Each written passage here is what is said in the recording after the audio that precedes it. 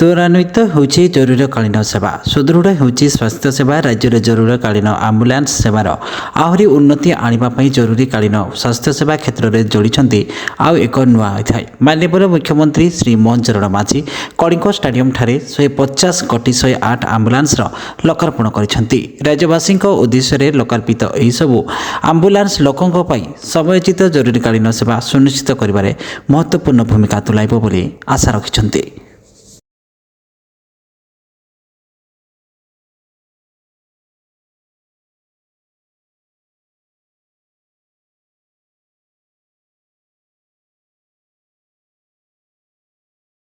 दर्शक बंधु आपण मैंने यूट्यूब रे 24 घंटार अपडेट खबर जानिबा पई यूट्यूब रे टाइप करंतु न्यूज एंड ओडिया। एबे यूट्यूब रे न्यूज एंड ओडिया चैनल उपलब्ध।